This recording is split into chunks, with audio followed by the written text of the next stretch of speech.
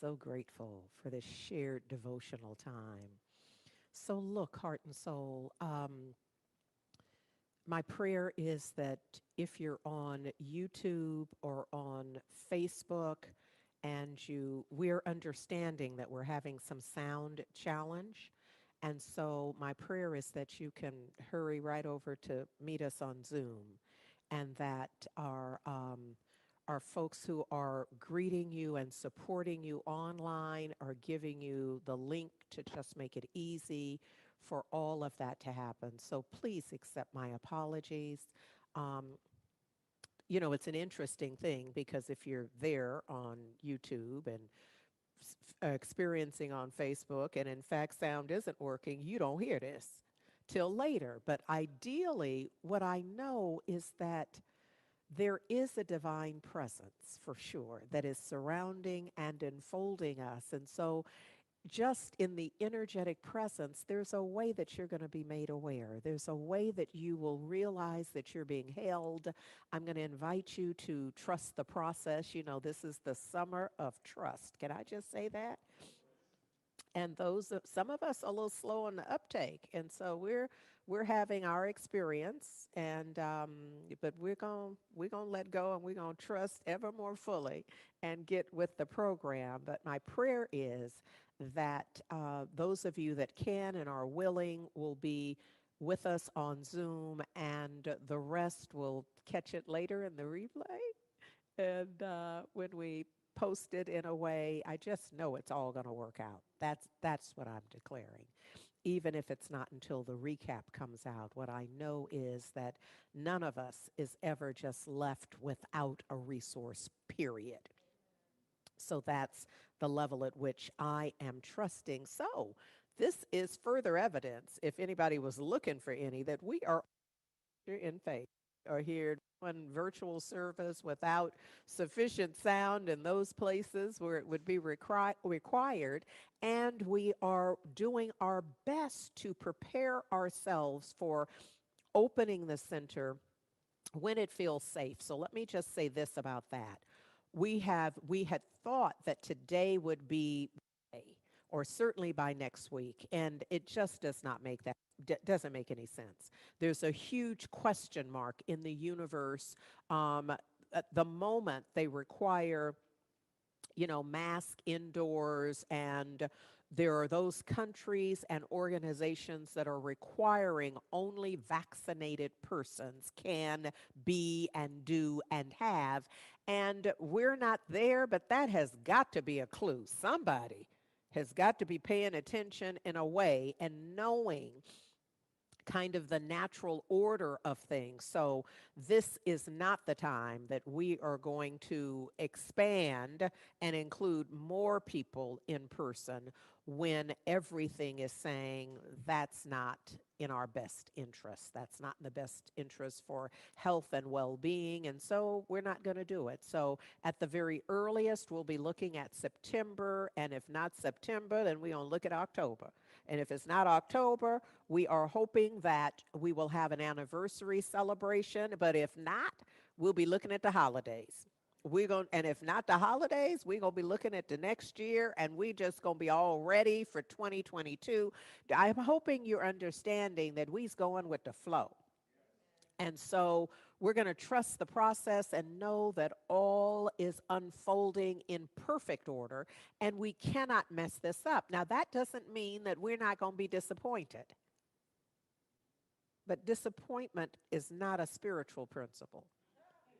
So we're not going to alter the plans based on disappointment, because we're all feeling it. We all now have at least a master's level in disappointment in 20 from 2020 to 2021 and moving very close to 2022. So we have all done the entire spectrum, I'm sure, by now of disappointment.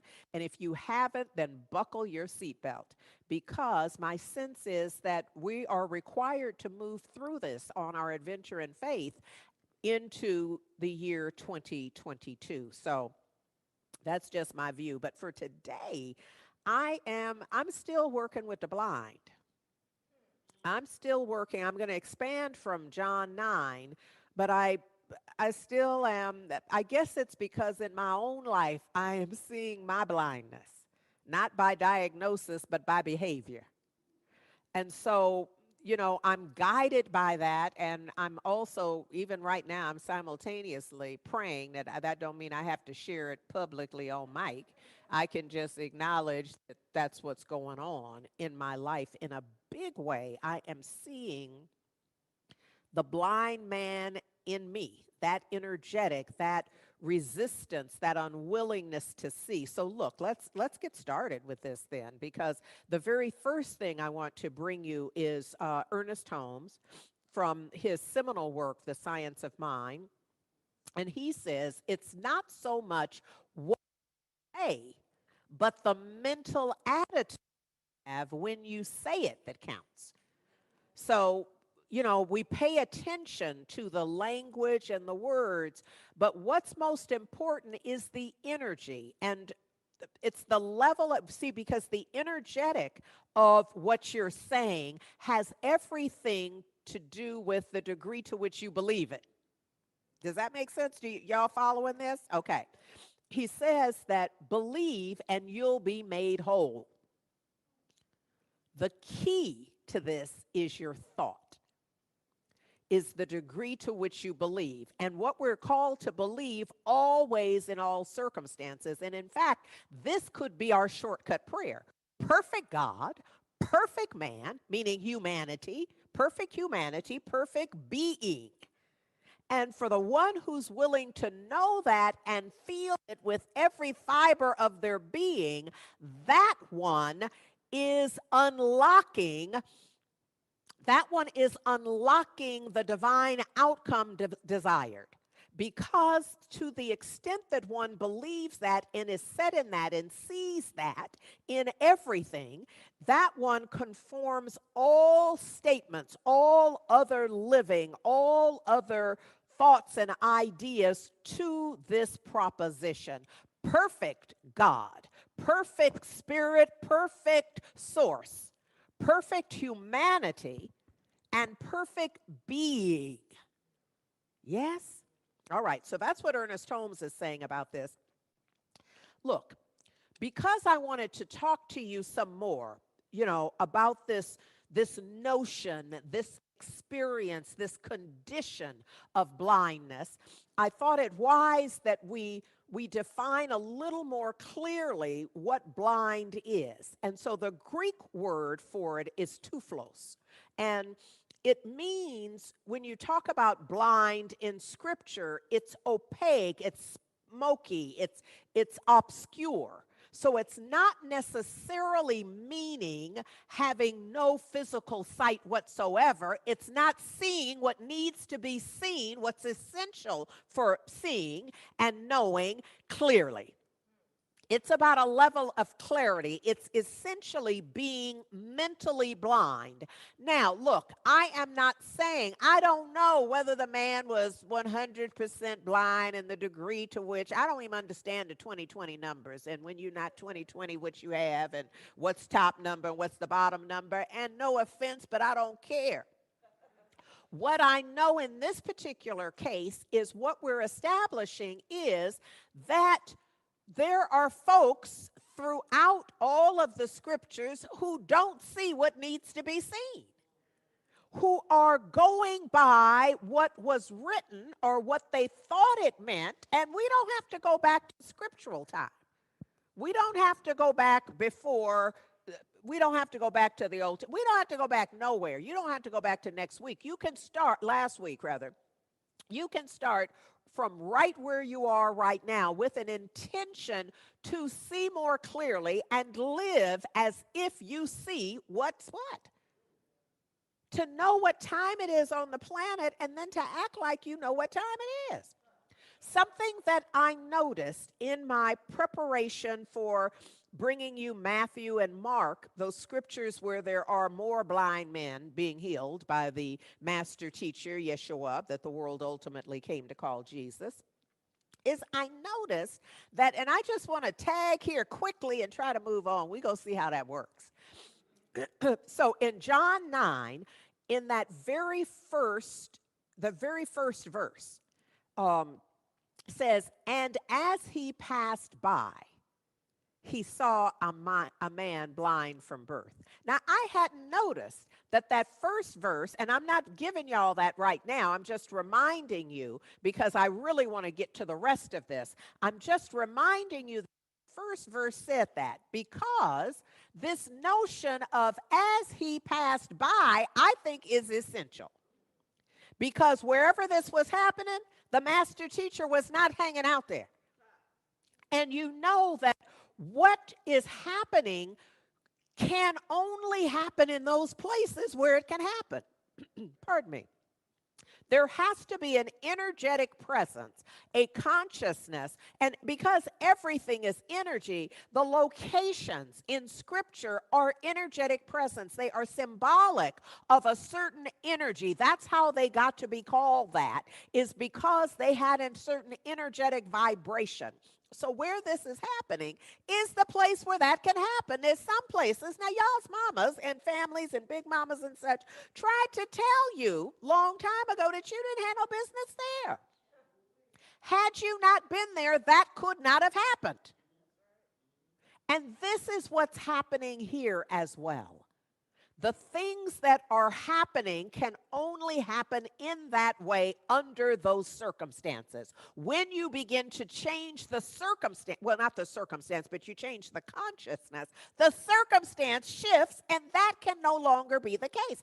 That's what we teach and endeavor to practice. And so we see it here in Scripture. So here's the thing. I want to cut to for last week, I guess in the week before, I was really kind of focused on that beginning of the Scripture, I guess verses 1 through 7 or so. But now I want to pick up from verse 8, from verse 8, where he now has sight. So remember, we were moving through the map of consciousness so that we could begin to see how we could predict the change. That this is not like magic. Once he begins to cooperate with universal law, his experience begins to change. So now he can see, and the people in the village are like, you must not be that same guy. You look like him, but you can't be the same, because how could it be that different? Because for the entire time that we have seen you, known of you, you were blind. Now, I should make note that there are also, just like now, you see those individuals who have been caught, pardon me, on social media, who are begging and declaring themselves to be differently abled or not having any financial resources. And we've seen the video where somebody has then followed them and they get in a new van and they go to a place and all of that. Well, this is not new. What's new is social media and a little smartphone where you can capture it. That's the new part. So we know that even then there were those people who were believed to be blind, but then something happened and they realized they weren't as blind as we thought they were. And yet they were supporting themselves off of asking for help from others. And so that has, I want to say always been, I don't know always, but that certainly is present then. And we know that it's present now as well. And so when the man recalls, and I think this is very interesting. Oh my goodness, I hate to take this other little step aside, but I just have to say, y'all know that our Scripture is not like a blow-by-blow report. Wasn't nobody there. I mean, all the people who were there were not involved in the writing of it. And even if they were not there when it was published. And there were those individuals who convened to decide, what are we going to tell them? What are we going to put in this book? There are a number of stories that come from different times, written by different people for different reasons, and we're going to put it together for a very specific reason, because nothing gets published accidentally.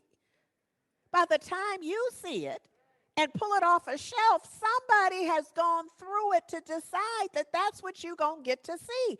And it may or may not be what happened. Let me just say, I don't care whether it happened because the symbolism gives me access to the truth, to the principle, and that's what I'm working with. Yes? Okay, so when he retells the story, I'm like, pay attention to that. Because you've already been told a story. You don't really need to be told again exactly how it happened unless you do. So there's a reason that the man now gets to recount it, and the writer didn't just say, and he told him what happened. Because right there, a few lines up, you know what happened. Am I making sense? So it's really trying to drill into you what happened. He told him that the master teacher made clay and he anointed it on the eyes, and then he told me to go wash, and he said where to wash, and so I went away and I washed and I received sight. It is recounting it so you know his transformation and his awareness that he was transformed, because everybody doesn't know.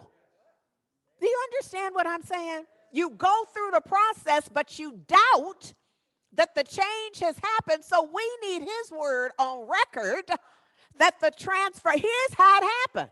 They say, how did it happen? Well, he didn't say, oh no. You know, I was blind. I couldn't see what he did.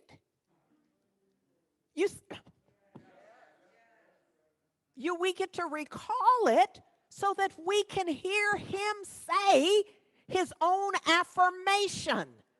His affirmation and confirmation of the change and the power in the outcome, of the power of whatever steps were taken, that they worked. See, that could have gone a number of different ways in terms of just the writing of it. The story would be the same, you know, at the core of it, but this detail is important for us. Don't miss the fact that it's written for you to know that he knew he was transformed. I need us to know something. What is it that we say in our devotional time? I am that I have been. I am that I am, and I will be what I will be. It's that same idea of a self-awareness of how life gets to be the way it is, especially when we have a vision and intention for ourselves. So look, I want to move now to Mark 9, where we have the master teacher who came to Bethsaida, and they brought a blind man to the master teacher, and they were begging the master teacher to touch him, just because he has a reputation at this point. You don't just walk around and ask people, touch him because he's blind. You know, he has a reputation of healing, of transforming. Oh, there's so many things in that. So many things in that. It's like, pay attention. My mother would say, to which side of your bread is buttered? Pay attention to how it's working. When you're there, how do you feel there? When you're with them, how does that feel? What's that energetic? Does that expand your life? Does that expand your energy, or does it contract your energy and your sense of who you are and whose you are, etc.? Yes? Okay, so it's looking at all of that. So the master teacher grasps the hand. This is the way the story is written. Now, in this version, let's just be clear. In this particular version, and I think this is the Peshitta. I think it is. I'm sorry I didn't note it, but I'm believing it is, because that's where I like to play the most. It says that the master teacher grasped the hand of the blind man and took him outside the town. You see, because look at here. I need you to know that Bethsaida, very specifically means a consciousness of increased ideas. So they're playing at a particular place. You can always map this in consciousness. They're playing not as victims, but from that place of dominion where we're doing the thing. We can do it. We got some power. We're going to work it out. But that's not the highest place on the scale. But they are in a place, but the master teacher recognizes we can't do this work we got to do from this quadrant. So come on, you're going to have to go with me. You're going to come on, we're going to have to step outside of this energetic field in order to do this that must be done for you. You cannot do everything you want to do anywhere. I see you trying sometimes, but no, cut it out.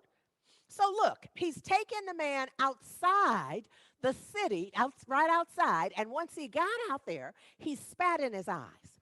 Now, this is very common for in Northern Africa, also now known as the Middle East. That is a very common experience for those individuals, and they're largely, if not wholly, men, holy, H-W-H, holy, men, who part of what they do, their healing power is in the spittle, in part. I don't know that, but that's what they do. So what's the disease part? And they spit on it. And so that's very common. But look, he wasn't one of those. He was not established. He didn't have his card. He wasn't part of that union. None of that. You understand what I'm saying? So it would not have been appropriate for him to do that. So there was, see, okay. All right, so look at here. Also, this notion of this city, just the name itself metaphysically, represents the state of mind that has a limited amount of truth and believes that portion to be the full measure. See, I've done that already. That's that part of our consciousness. I already know that. Really, aren't you the one with the... See, when the one comes asking, and they know more than the one they're asking. See, it's that kind of consciousness. So he's like, you have to come out of here. We're going to have to go to another little energetic field where we can do what must be done. Oh, y'all. So after he spits in his eyes and lays his hand on him, he asked him, what do you see? And he said, well, I see, looks like trees are walking.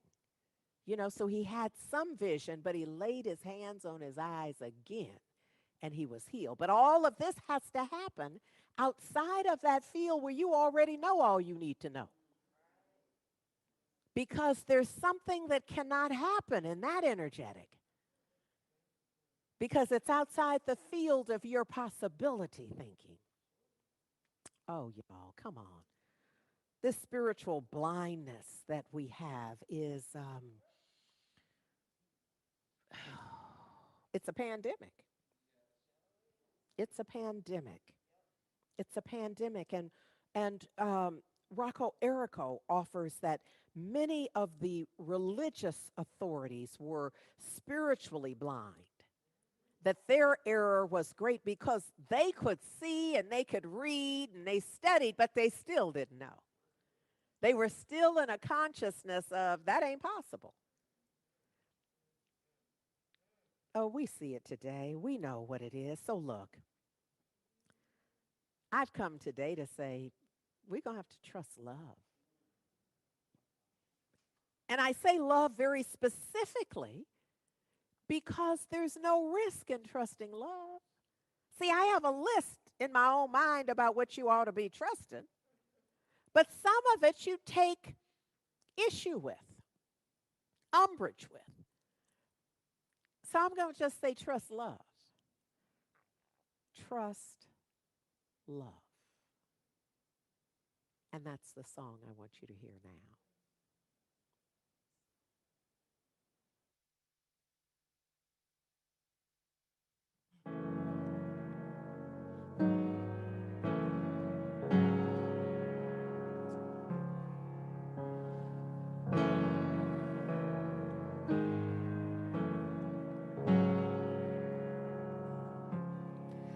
Trust love, trust love, trust God.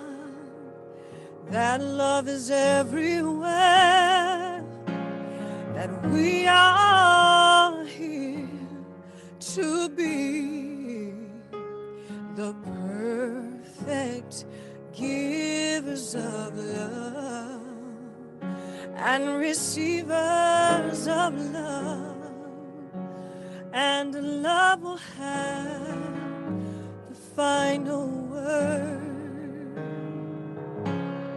Trust love, trust love,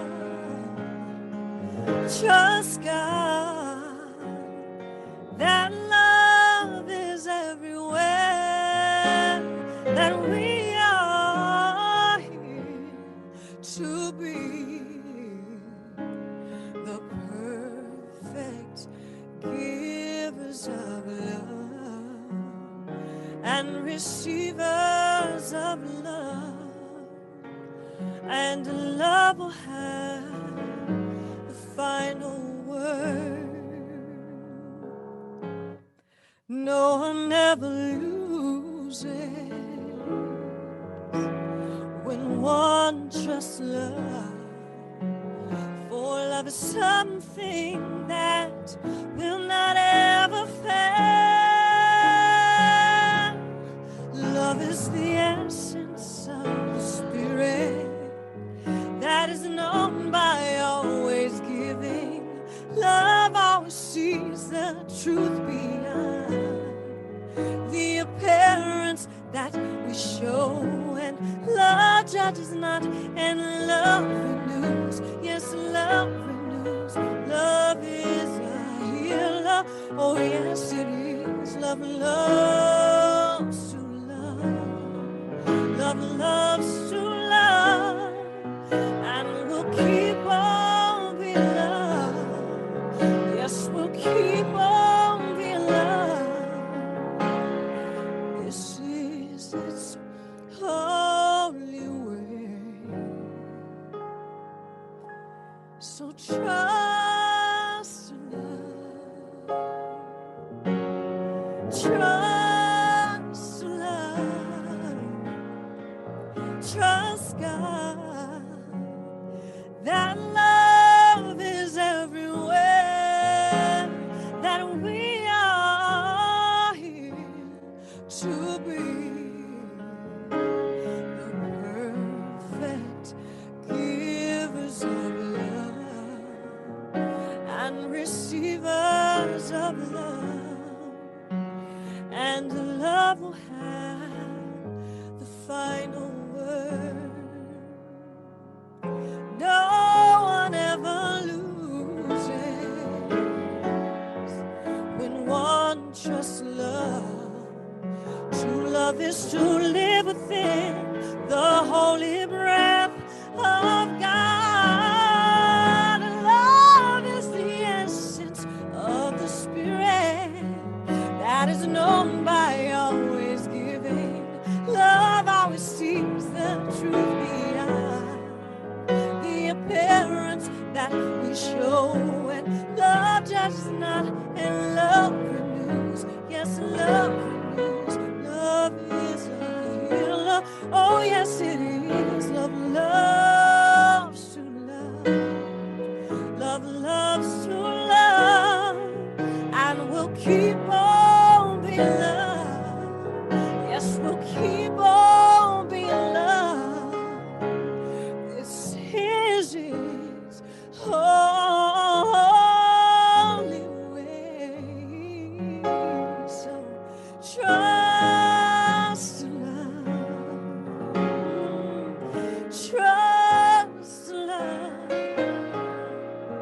trust God that love is everywhere, that we are here to be the perfect givers of love and receivers of love, and love will have the final word. Oh yes, love will have the final word.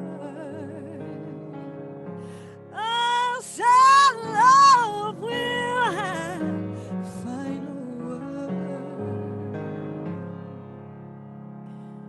Love will have the final word.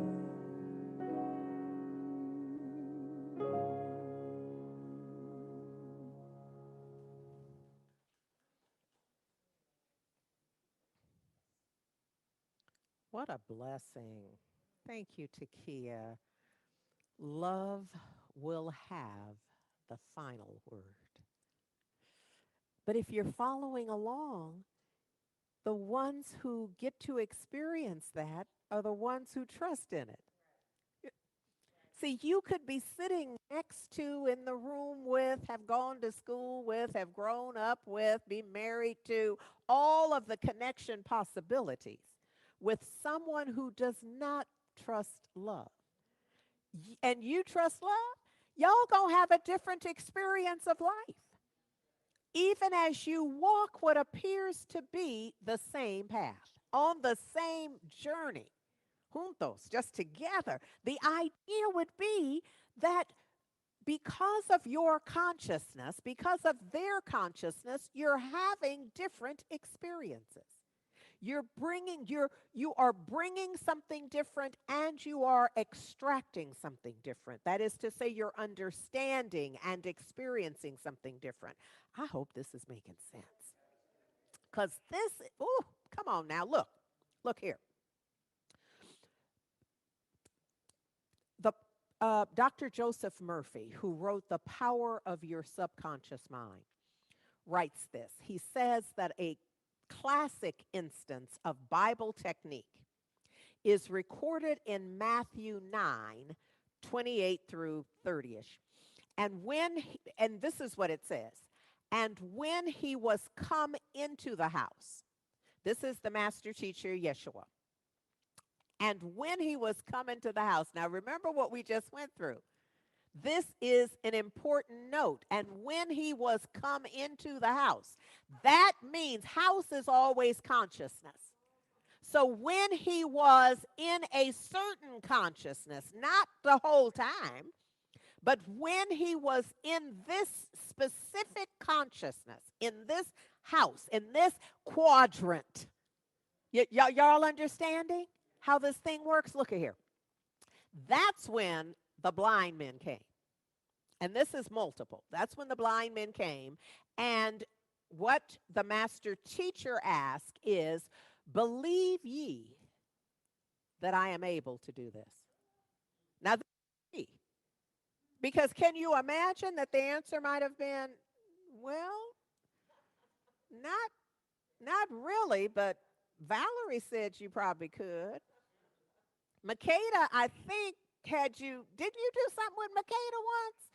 It just, you see what I'm saying? But instead, their response was definitive. Yeah. Yes, Lord. Absolutely. I believe that you can absolutely do this. Do you believe that I'm able to do this? Because what? It's going to be done unto you as you are believing. So if you're not believing this is a waste of everybody's time. But if you are believing it, then something else can happen. Dr. Joseph Murphy goes on to say, in the words, according to your faith be it unto you, you can see that he was actually appealing to their cooperation. we're in this together. You see, so we move from that quadrant that we just talked about where we got this, I got this, I already know, I'm already doing it, to working together. So it's through you see. So it's through you.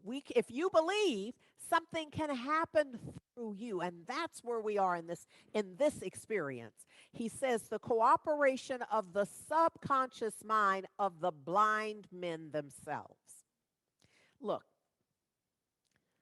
the master teacher's teaching, life teaching, is often synthesized to faith believing. And so we know that he put great store in others' faith. The centurion, all of those stories have to do with faith.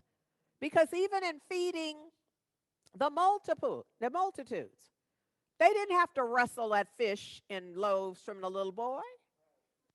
Yeah, I'm just trying to make this plain sometimes that we can see the presence of the ease, of the belief, of the trust, of the faith of folks who are believing. And that's what adds the ease to it, where he says, go do this, and off they go.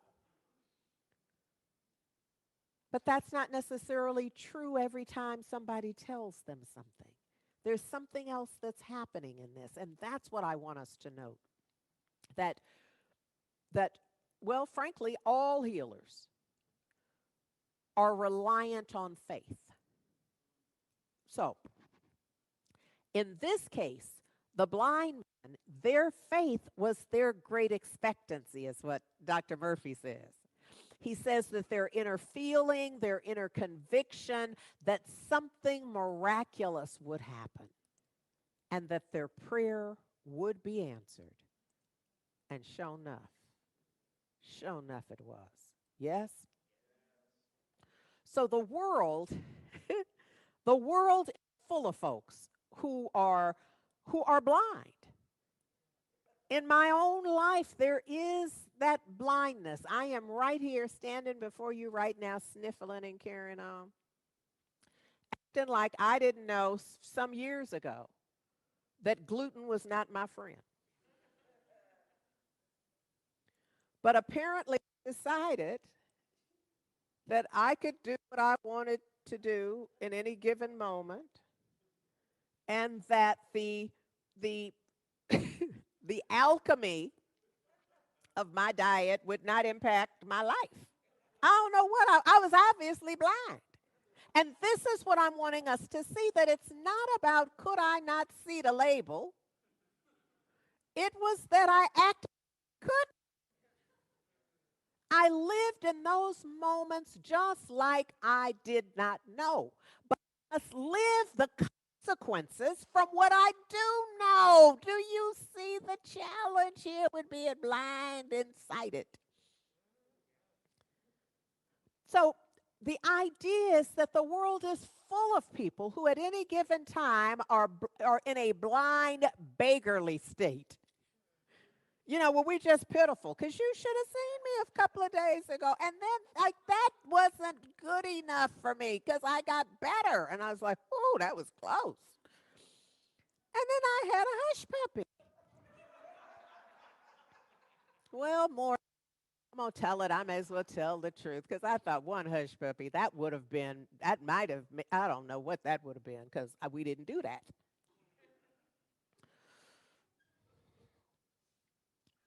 The idea is when we're in this state, we're in that victim for somebody to help us. Wait for something to happen, even though we are doing what is going to put us here. And then we just like, let's go, how's it go? Well, I got a whole little set of baggy things over there that I'm working through so I can speak. Knowing this is what I do every week, I'm acting a fool during the week like I can do that and this.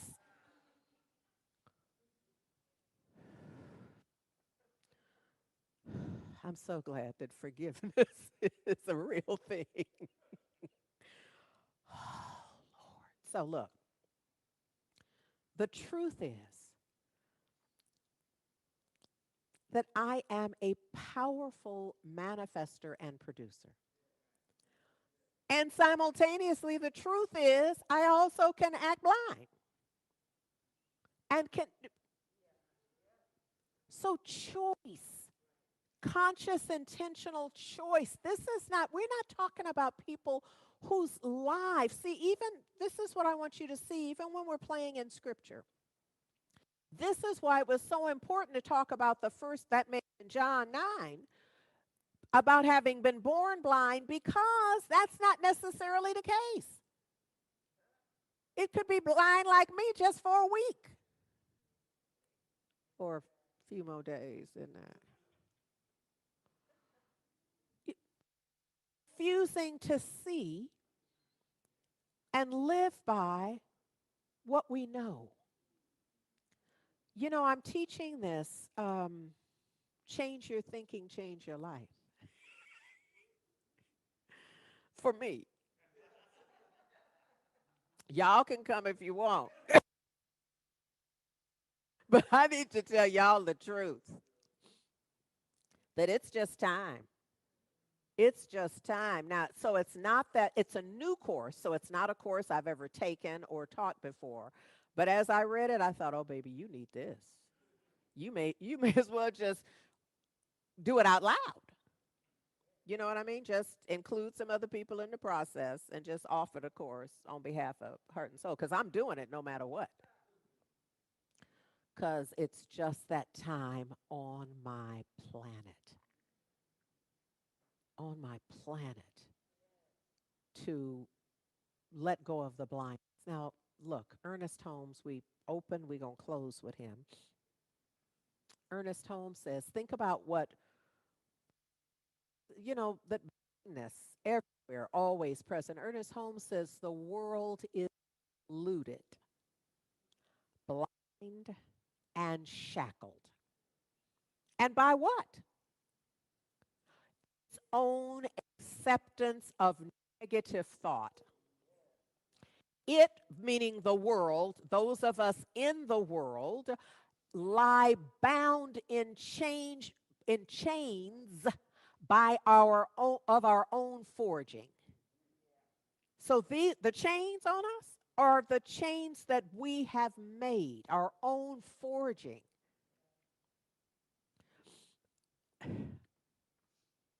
Mind, which is our greatest gift, has been made our jailer. And then we whimper in misery, he says, entirely of our own creation. And then he, in bold, bondage exists nowhere in the universe except in the mind of humanity.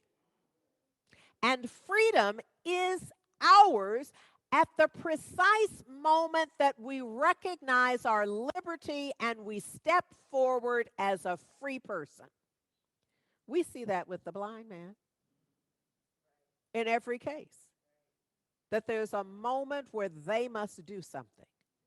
They must believe, they got to go wash, they got to tell something, they've got to not, whatever it is. There's something that's incumbent on us, on humanity for the shift. He says it's as though humanity has been incarcerated in a cell for 40 years. Don't you love that? That's a couple of generations. You know, the Hebrew children wandered in the desert, in the wilderness for 40 years. 2 generations. So it's just like we've been incarcerated in a cell for 2 generations, which means you no longer remember the real story. There's no way you got the story clear after 40 years of it, because now it's morphed into whatever it is that you're going to use to hold you there. So he says that even though the door has now been left unlocked, that because we've been there, hear me say, for 2 generations, that we're not even going to move in the direction of freedom. Because we're so set. I love the way he's describing our circumstance and the fact that we're at choice in this, that we're choosing. Say, you gonna spit on my eye though? I'd really like to see, but you don't have to spit, do you? You you you see how we are. And not y'all, you don't need yeah, so the door, that door which is open, but we aren't believing it or testing it or engaging it. That door which has held our mentality in prison for all of these years is at this very moment open. And we are each and every one of us free to claim all the liberty that we have been dreaming of, praying for, envisioning for ourselves. But here's the thing, each one of us, each the individual must make the move for him and herself and their self. No one else can do it for you. And for some of us, that's bad news. We like, what? I'm gonna have what? Why I have to do it? I thought I could just be part of the group where it's being done. Now let me just go on record and say that often helps, because that's better than being part of the group that isn't gonna do it. But it's not enough for you to cross over for show. You're gonna have to bring it. But hanging out in the group that is, it's more likely you will shift in ways that are required for you. No one else can grow you.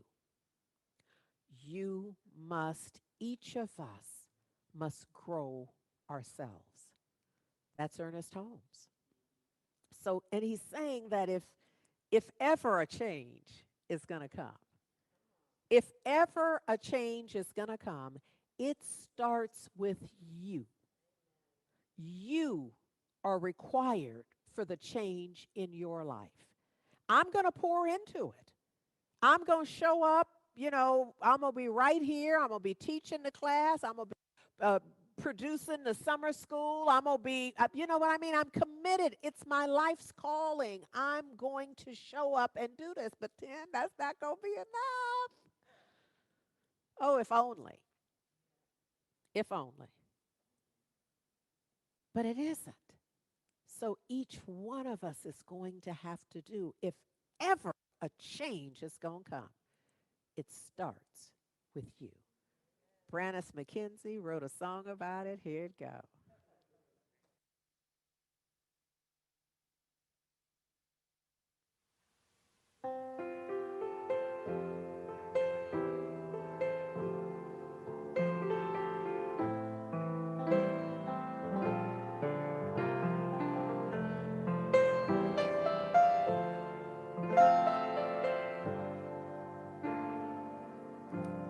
If ever a change is gonna come, it starts with me. When all of my ducks are in a row, it allows me to see. I know whatever I need is there, just waiting for me to step in and start right now, creating whatever I see. It's time for transformation, to heal my private nation. Whatever I can be, all I need to do is see. It's time for transformation.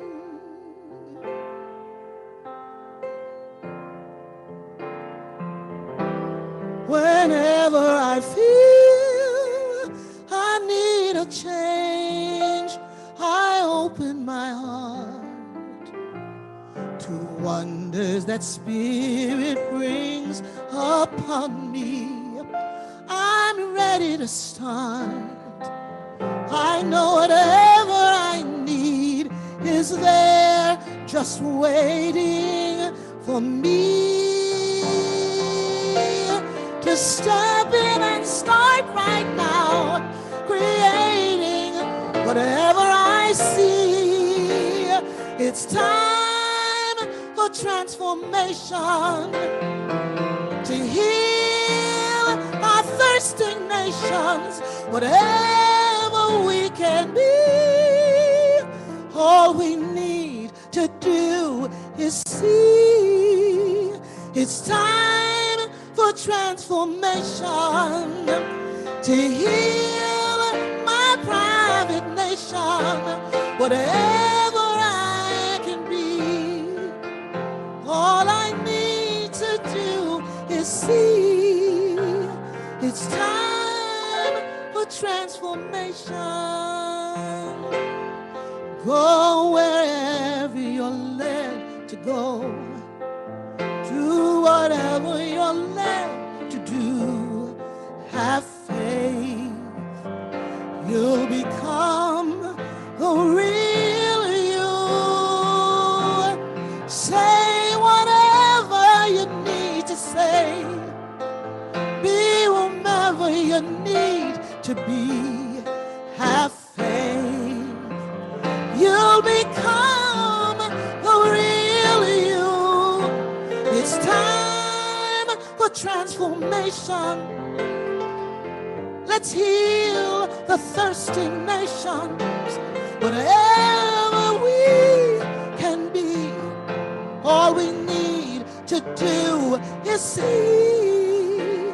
It's time for transformation, to heal my private nation, whatever we can be. All we need to do is see. It's time for transformation. Ooh.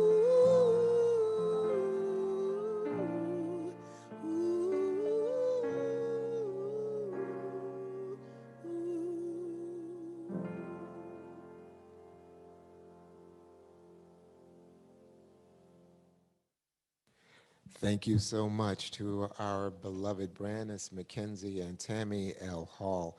Indeed, it is time for transformation, and we are so grateful for the way in which you support Heart and Soul Center of Light in our mission to contribute to the transformation of the entire world, creating a world that works for everyone. This is our time for gracious giving to make that mission possible.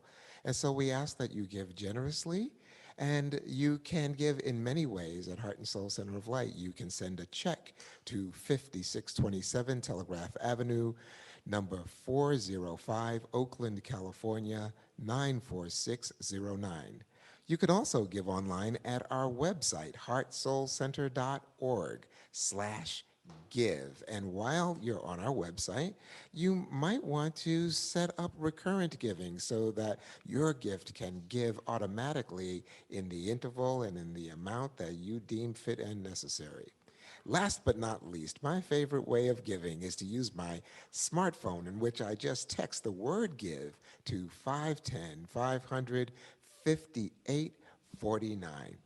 Whatever method you use to give, it's also important that we maintain the proper consciousness in our giving, blessing our good, thereby establishing the good that our gift is expected to do in the world. So wherever you are in the world right now, just take your gift in hand and place it right over your heart, and let us say our blessing together. I bless this gift as healing energy and send it into the divine flow of all good. Infinite prosperity circulates through me, through my church, and throughout the world, because I know God as source, and so it is.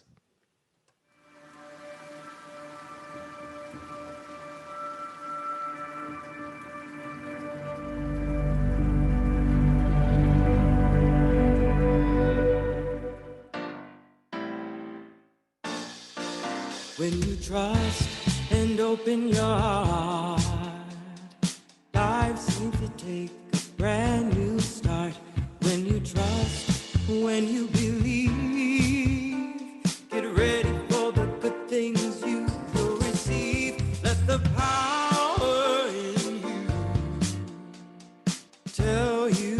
what to do when you're lost and going astray. Step to the side, get out of your way, and just trust that Spirit will lead you. A loving hand will pull you through when you trust and just let go. The majestic glories of God will unfold. Let the power in you tell you just what to do when you're lost and going astray. Step to the side, get out of your way, and just trust. Early in the morning when you open your eyes, just as sure as the sun does rise. Take it easy, take it slow. Listen calmly and you will know there's a power in you that always, always knows what to do when you're lost and going astray. Step to the side, get out of your way, and just trust.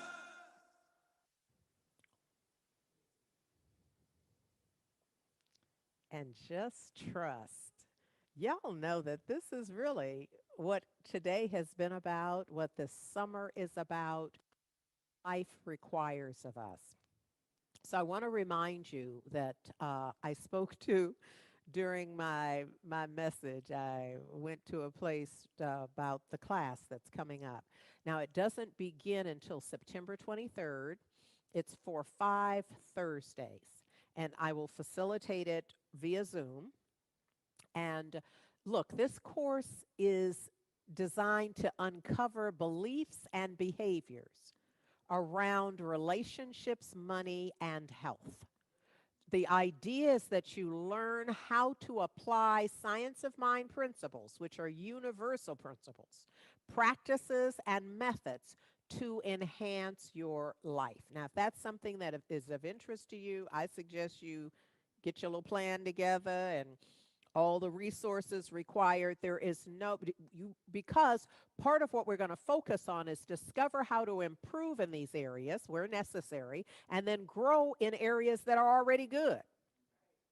So it's change your thinking, change your life. So beginning September 23rd, 5 Thursdays through October 21st, there's no textbook that's required. So your only financial fee is $145, and that includes a non-refundable $45 registration fee.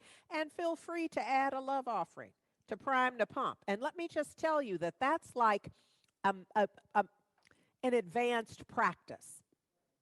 Because if you know your intention coming in and you're like, just $45, then don't be blocked by that. Go ahead and pay the $145 fee, and then give your love offering, which is indicative of your consciousness and intention for outcome. I'm just revealing to you how to begin to get this thing working in your behalf in a way. So that's what we're going to do. There's no prerequisite because this is the foundational level class. All right. So my prayer is that the registration opens on August 15th. So get whatever it is together and be ready. Be about the business and tell whoever you feel like you need to tell, and do all of that in all of the ways. But for right now, let us just bring our energy into this present moment. This present moment is fertile. It's the field of infinite possibility.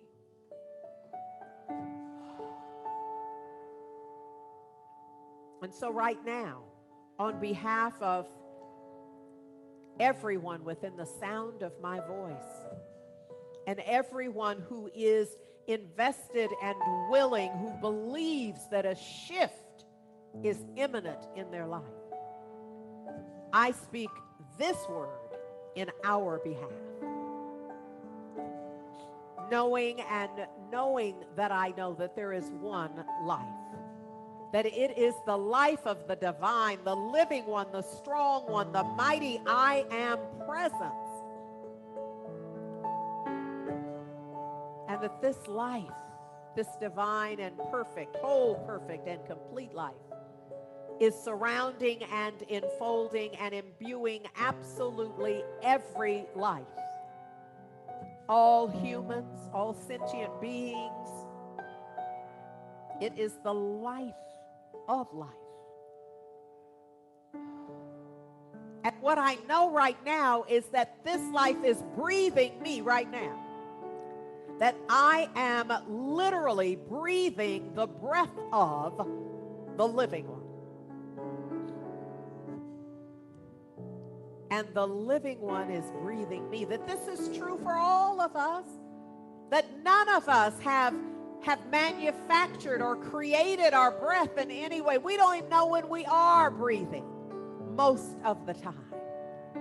This is because the living one, the strong one, is breathing us, and we are breathing the breath of the mighty I am presence.